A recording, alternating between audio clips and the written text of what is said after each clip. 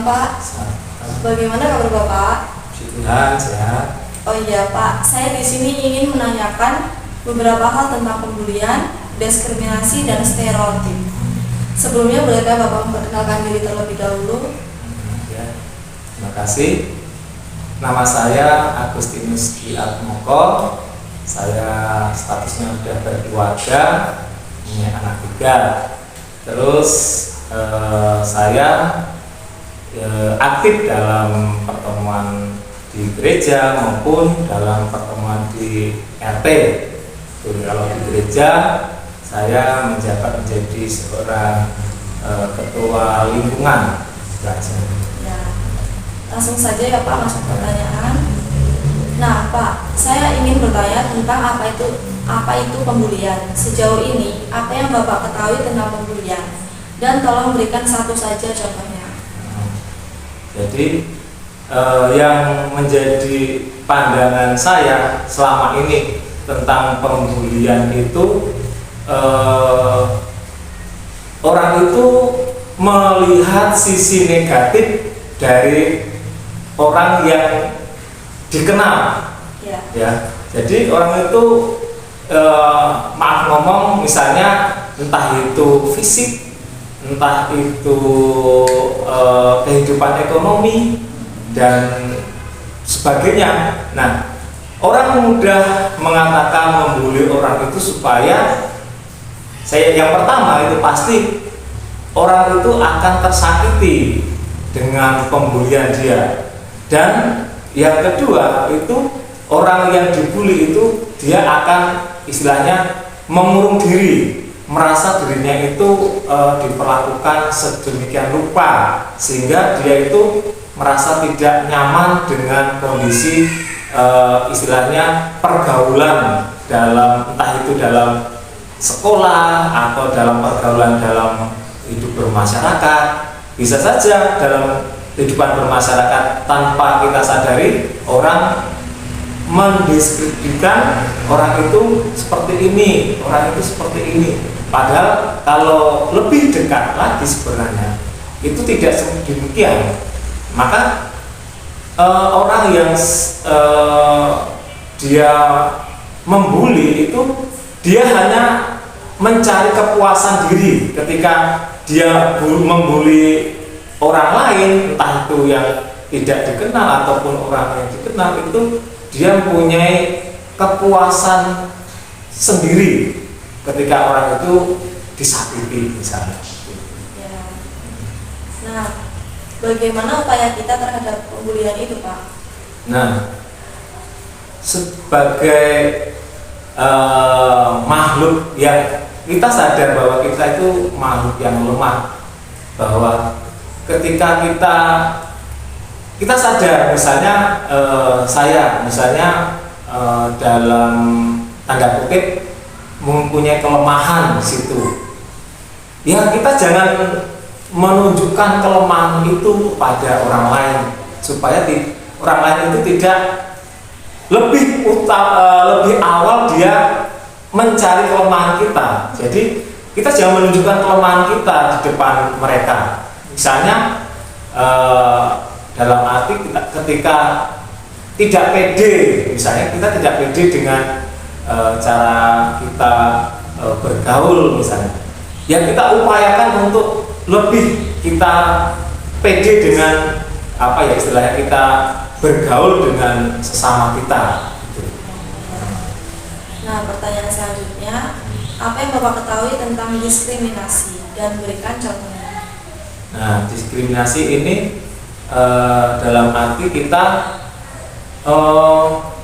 membanding-bandingkan dengan orang yang mungkin bisa saja orang lebih kaya dengan yang miskin misalnya.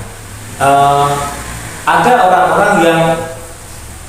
orang yang istilahnya dia itu tidak mau posisi dia ditaruh di bawah misalnya, maka dia ini membanding-bandingkan dengan orang yang miskin misalnya, dia tidak bisa apa-apa.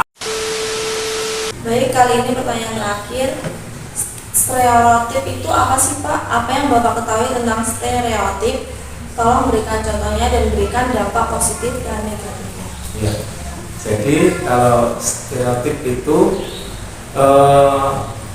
pandangan terhadap orang-orang yang kita tidak mengenal dia, tetapi dalam sisi negatifnya terkadang orang seperti itu dia ingin lebih dekat. Dalam arti negatif, ingin lebih dekat dengan kita, tujuannya untuk memanfaatkan kita. Dalam hal misalnya dia misalnya terlilit utang misalnya, dengan dia itu dekat dengan kita, dia itu mau istilahnya bersahabat dengan kita, itu dia mempunyai tujuan dalam dirinya. Nah, ketika kita sudah dekat, istilahnya kalau misalnya pribadi saya, kalau ketika orang itu mau mengenal saya, ingin dekat dengan saya, berarti di situ tidak ada istilahnya sekat.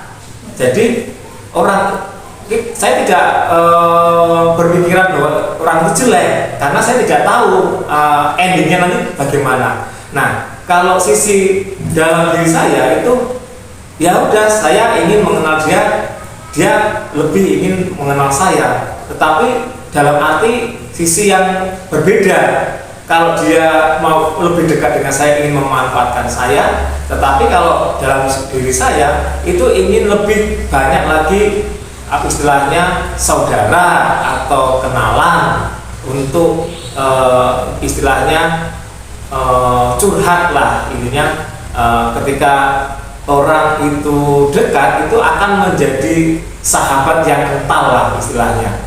Tetapi kita tidak tahu dalam diri dia, pemikirannya dia itu apa yang akan dia lakukan ketika nanti saya lebih dekat dengan dia. Nah, nanti kelamaan akan terlihat dia nanti istilahnya saya membutuhkan sesuatu yang notabene tidak besar misalnya. Nah, di situ saya ya mau membantu dia dalam hal apa misalnya. Mungkin dia terlalu utang misalnya. Nah, itu dengan tanpa saya sadari itu saya itu diperalat dengan dia. Nah, lama-kelamaan itu akan terlihat kejelekan-kejelekan dia, bukan hanya lewat kita, tetapi lewat orang-orang yang mungkin saat itu datang ke rumahnya dia istilahnya untuk menagih utang misalnya. Nah, di situ itu akan terlihat dengan sendirinya, walaupun nantinya kita tidak tahu. Tapi ketika kita sering, kan kalau namanya sahabat kan kita sering ketemu sih. Nah, sering ke rumahnya dia atau dia ke rumah kita. Yang utama, ketika kita sering main ke rumah dia, itu pasti suatu saat akan ada orang-orang yang datang. Istilahnya dia mau minta istilahnya uang dari hutang yang dia saya lanjutkan lagi. Ketika kita main ke rumahnya teman kita yang kita kenal saat itu, nah kita nanti suatu saat akan tahu seperti apa orang yang kita kenal. Nah suatu saat ada orang-orang yang datang menagih utang. Nah, itu kita akan melihat respon dia, cara dia nanti ngomong, itu akan terlihat di situ. Maka dari sini kita menjadi pembelajaran bagi kita. Pasti suatu saat kita akan dimanfaatkan orang itu ketika kita tidak mau berpikir lebih jauh lagi. Nah, suatu saat akan dimanfaatkan. Buktinya saya sendiri pernah mengalami seperti itu. Ketika dia mau pindah kos yang dia tempati, sebenarnya udah habis masa waktunya dan harus pindah, dan itu dia harus membayar senilai 2 juta. Nah, di situ dia mengatakan saya suruh mencari, nanti saya akan mengembalikan. Nah, sampai sekarang ternyata ya buktinya tidak dikembalikan, ya seperti tadi yang saya katakan tadi. Kita jangan mudah percaya kepada orang yang kita kenal, yang notabene status dia di tempat itu tidak tidak pernah kita ketahui, entah itu data-data dirinya, keluarganya. Nah, itu tidak pernah kita ketahui, maka kita istilahnya berhati-hati dengan orang-orang yang mengenalkan dirinya, ingin lebih istilahnya lebih akrab. Nah, itu kita harus hati-hati. Baiklah, terima kasih atas beberapa penjelasan yang Bapak berikan. Semoga dengan adanya video ini kami dapat melihat mana yang baik dan mana yang buruk. Sekian, terima kasih.